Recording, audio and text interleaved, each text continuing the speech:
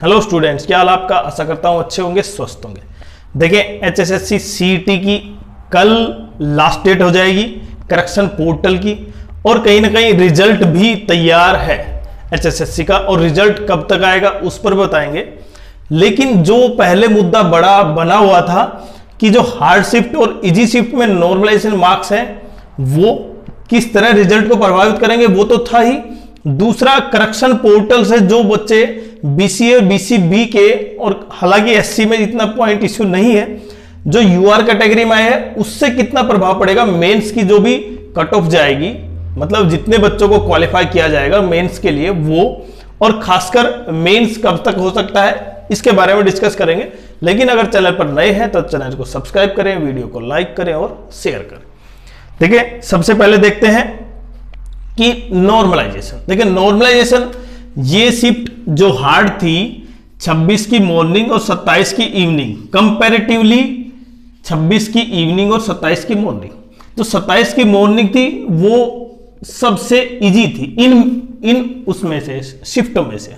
अब बच्चे जो 27 मॉर्निंग और 26 इवनिंग में हो गए उनको वो लगेगा कि ये तो बहुत गलत है।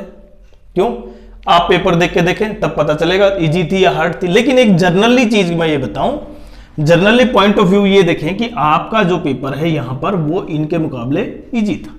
तो कहीं ना कहीं जो 27 की इवनिंग है 26 की मॉर्निंग है इनको मार्क्स मिलेंगे। अब वो कहीं ना कहीं रिजल्ट में ऐड भी हो गए होंगे, क्योंकि रिजल्ट अभी रिवाइज हो चुका होगा, मतलब नॉर्मलाइजेशन के बेसिस पर जो रा स्कोर थे उसमें नॉर्मलाइजेशन ऐड हो गए होंगे। क्लियर? दूसरा पॉइंट, इनके मार्क्स कितने कम होंगे या ज्यादा होंगे। देखें कुछ बच्चे कहेंगे कम क्यों होंगे, ये भी गलत बात है, कम क्यों होना चाहिए, जबकि पेपर इसमें जो इसकी एक पॉइंट ये हो सकता है, जैसे आप बहुत अच्छी तैयारी करके गए हैं लेकिन आपको जब ये पेपर मिला इजी, तो इजी एक वो कैंडिडेट जिन्होंने तैयारी इतनी अच्छी नहीं की, उसने 60 क्वेश्चन किए या उसने 70 क्वेश्चन कर दिए और आपने कितने कर दिए 75 या 80 तक चले गए। ठीक है, आपने 75 या 80 तक कर दिए, उसने 70 कर दिए, मतलब आपने 5 से 6 क्वेश्चन ज्यादा कर दिए, मिनिमम मान सकते हैं।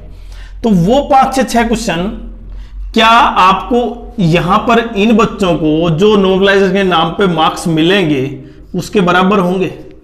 बिल्कुल नहीं, क्योंकि इनके मार्क्स जिस कैंडिडेट यहां पर देखें जिसके 65 मार्क्स हैं, यहां पर 60 मार्क्स हैं, उनके मार्क्स जुड़ेंगे कम से कम 10 से 12, तो वो तो बहुत ऊपर चले जाएंगे। तो देखिए उन बच्चों के साथ तो ये मान सकते हैं कि हाँ गलत है, लेकिन इनके साथ पेपर हार्ड था तो इनको मार्क्स मिलने चाहिए। अब वो मैं नहीं कह रहा, वो एसएससी एचएसएससी ने वो पहले से ही कर दिया है रिजल्ट निकालने से पहले, और रिजल्ट बहुत जल्दी आने वाला है। रिजल्ट की बात करूं मैं, रिजल्ट आपका क्या जो रिजल्ट है वो तैयार है, लेकिन केवल अपलोड होना है। तो आप ये तैयारी रखें कि रिजल्ट तुरंत ही आएगा। लेकिन रिजल्ट से पहले जो करेक्शन पोर्टल था ना उसमें इश्यू थे, वो रिजल्ट को प्रभावित करेंगे या नहीं करेंगे ये देखें। जब आपका रिजल्ट तैयार है तो केवल रिजल्ट अपलोड ही करना है। तो जब रिजल्ट केवल अपलोड करना है तो कब तक करेंगे? शायद ये भी मान रहे हैं कि शायद 1 नवंबर जो हरियाणा डे है उस दिन सरकार ये कर दे। लेकिन देखिए संभावना जताई जा रही है, लेकिन अगर उस दिन नहीं होता, हो सकता है सरकार इस तरह का कार्य न भी करे। लेकिन 5 से 7 नवंबर तक आपका रिजल्ट आ जाएगा अगर सब कुछ सही रहा तो। और सही क्या है वो देखें, जो करेक्शन पोर्टल है ना उसमें 14 जून से पहले के अप्लाई करेंगे, बाकी के सब जर्नल में काउंट होंगे। जर्नल में काउंट होंगे तो बीसीए बीसीबी के कैंडिडेट जर्नल में काउंट हो गए। तो जो बीसीबी और बीसीए के कैंडिडेट हैं रियल में, उनका जो अभी तो मार्क्स मिल जाएंगे। जैसे मैंने ये बताया भी था कि अभी जो स्कोर कार्ड जारी होगा वो कैटेगरी वाइज जारी नहीं होगा, वो केवल आपके मार्क्स जारी होंगे, आपके कितने मार्क्स हैं, वो भी नॉर्मलाइजेशन मार्क्स ऐड होने के बाद के। क्लियर? यहां पर ऐड होगा नॉर्मलाइजेशन तब आपके मार्क्स होंगे। जैसे मार्क्स किसी के आए 65 आए, अभी आप किसी कैटेगरी में भी मान सकते हैं अपने आप को, बीसीए में, बीसीबी में या जनरल में। क्यों? अभी कोई केवल वो 1 टाइम रजिस्ट्रेशन था ना ओटीआर में, उसकी अभी कोई वैल्यू नहीं है। लेकिन जैसे ही मेंस की डेट निकलेगी या मेंस के वैकेंसी निकलेंगी, वैकेंसी आई मानो 6000, असिस्टेंट लाइनमैन की आई और वहां पर जैसे BCA BCB की वैकेंसी होंगी और BCA और B के कैंडिडेट इतने ज्यादा नहीं होंगे। क्यों? क्योंकि वहां पर अप्लाई चेक किया जाएगा आपकी कैटेगरी कौन सी है, फॉर्म दोबारा भरा जाएगा और वहां पे चेक होगा कि आपकी BC जो सर्टिफिकेट है वो वैलिड है या नहीं है। अगर वैलिड नहीं है तो आप जनरल में काउंट होंगे, तभी तो आपका एडमिट कार्ड जारी होगा। और वहां पर फिर उन कैंडिडेट्स को फायदा होगा किसका, BCB और A जिनकी वैलिड सर्टिफिकेट पहले से ही अपलोड है।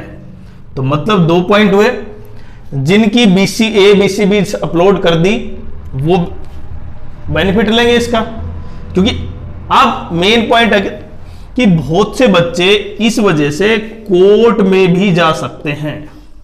अब ये पॉइंट आता है कि सामने बहुत से बच्चे कोर्ट में भी जाएंगे, जा सकते हैं क्या, कुछ ना कुछ तो जाएंगे। और कोर्ट केस के बारे में आप 5 से 7 दिन के अंदर बिल्कुल देख पाएंगे, रिजल्ट से ही पहले, क्योंकि रिजल्ट का वेट नहीं करवाएंगे वो।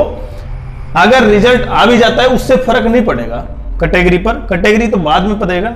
इसलिए कोर्ट केस आप बिल्कुल देखेंगे कि बहुत से कैंडिडेट जो संतुष्ट नहीं है HSSC के इस तरीके से कि जो उन्होंने 14 जून किया, और जबकि वहां पर यह स्टेटमेंट दिया था कि जो भी करेक्शन पोर्टल खोला जाएगा और जिनसे कैंडिडेट अप्रूव नहीं कर पाए, मतलब जो सर्टिफिकेट अपलोड नहीं कर पाए वो अपलोड कर दें। तो अगर कोर्ट केस हो जाता है तो मेंस थोड़ा सा खिसक जाएगा।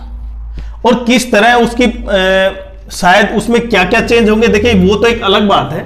अगर वो सेम टू सेम रहता है तो फिर भी इनको बेनिफिट है ही, अगर वो नहीं रहता है तो फिर नॉर्मल कैंडिडेट्स को भी बेनिफिट होगा, मतलब वो UR से BCA और BCB में चले जाएंगे। लेकिन यहां पर ये जो रिजल्ट का जो नॉर्मलाइजेशन है ना, वो तो केवल शिफ्ट के बेसिस पे होगा, न कि कैटेगरी पर। तो शिफ्ट पे तो मार्क्स मिलेंगे और कटेंगे। अब अगर कुछ बच्चे इससे पहले, क्योंकि देखिए जब तक रिजल्ट ही नहीं प्रिपेयर हुआ था, रिजल्ट आउट नहीं किया था, उससे पहले नॉर्मलाइजेशन के बेसिस पर कोर्ट में गए थे तो कोर्ट ने वो खारिज कर दिया था। तो अब भी शायद जा सकते हैं, तो लेकिन मामला इतना संगीन नहीं है जितना कि BCA और BCB का मामला है।